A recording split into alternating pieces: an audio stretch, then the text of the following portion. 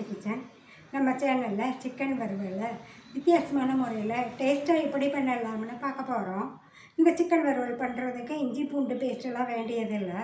சிக்கனோட மசாலாவை மிக்ஸ் பண்ணிவிட்டு ஃப்ரிட்ஜில் 3 மணி நேரம் ஊற வைக்கணும். அட்லீஸ்ட் 2 மணி நேரம்னாலும் ஊற வைக்கணும். அப்போ தான் சிக்கன் டேஸ்ட்டாக சாஃப்டாக இருக்கும். இந்த சிக்கனை சாதத்தோடு மட்டும் இல்லை, சாதாரணமாக ஈவினிங் ஸ்நாக்ஸ் மாதிரி டொமேட்டோ கெட்சப் மயோனைஸோடு சேர்த்து சாப்பிட அருமையாக இருக்கும். சரி, இந்த சிக்கன் வறுவலை டேஸ்ட்டாக எப்படி பண்ணலாம்னு பார்க்கலாம்.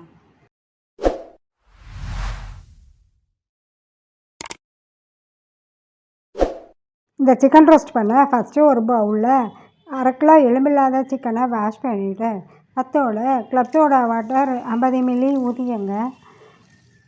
அப்புறம் தேவையான அளவு உப்பு போட்டுட்டு கொஞ்சம் பெசரி விடணும். பெசரி விட்ட பிறகு 1 டேபிள் ஸ்பூன் பாப்ரிகா பவுடர், கிடைக்கலன்னா 1 டேபிள் ஸ்பூன் மிளகாத்தூள் போட்டுக்கிடலாம். அதோட 3 டேபிள் ஸ்பூன் மயோனைஸ் ஆட் பண்ணிக்கணும். இப்போ எல்லாத்தையும் ஆட் பண்ணிவிட்டு நல்லா மிக்ஸ் பண்ணிட்டதும் அந்த பவுலை ஒரு பாலித்தீன் ஷீட் போட்டோ இல்லை நல்லா ஒரு மூடி போட்டோ டைட்டாக மூடி வச்சு ஃப்ரிட்ஜில் 3 மணி நேரம் ஊற வைக்கணும். அட்லீஸ்ட் 2 மணி நேரம்னாலும் ஊற வைக்கணும். அடுத்த ஒரு பவுலில் 1/2 கப் மைதா மாவு, 1/4 cup cornflour, 1 table spoon paprika powder, உப்பு தேவையான அளவு, 2 முட்டை அடித்து ஊற்றி ஃபஸ்ட்டு லைட்டாக அடைச்சிக்கோங்க.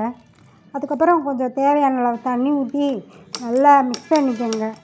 முட்டை, மிளகாய்த்தூள், மைதா மாவு எல்லாத்தையும் நல்லா கலந்துடணும்.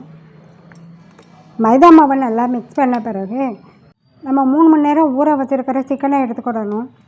இப்போ ஊற வச்ச சிக்கன்லேருந்து ஒரு பீஸ் எடுத்து நம்ம மிக்ஸ் பண்ணி வச்சுருக்கிற மைதா மாவு கலவையில் மூழ்க வச்சுட்டு அடுத்து ரொட்டித்தூளில் போட்டு பிரட்டி எடுக்கணும்.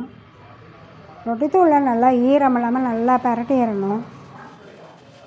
இப்போ பிரட்டி எடுத்த சிக்கன் பீஸை ஒரு தட்டில் எடுத்து வச்சுக்கோங்க.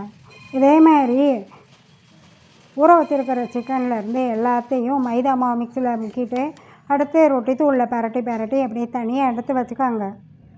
ரொட்டித்தூள் பண்ணுறதுக்கு ரஸ்க் வாங்கி மிக்சியில் அடிச்சுக்கோங்க. அந்த தூள் தான் இந்த ரொட்டித்தூள்.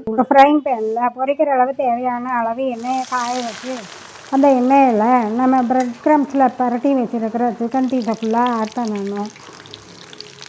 ஸ்டவ்வை மீடியம் ஃப்ளேம்லேயே வச்சுக்கோங்க.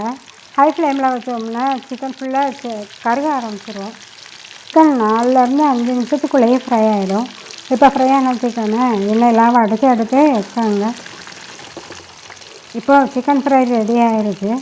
இந்த சிக்கன் ஃப்ரை சாதத்தோடு மட்டும் இல்லை, மயோனைஸு சாஸ் வச்சு சாப்பிடவும் டேஸ்ட் நல்லா இருக்கும். சரி, நீங்களும் இதை வீட்டில் செய்து பாருங்கள். வித்தியாசமாக டேஸ்ட் அருமையாக இருக்கும். எப்படி இருந்ததுன்னு சொல்லி கமெண்ட்ஸ் பண்ணுங்கள், லைக் பண்ணுங்கள், மறக்காமல் சப்ஸ்கிரைப் பண்ணுங்கள். தேங்க்யூ. 1 2 3 4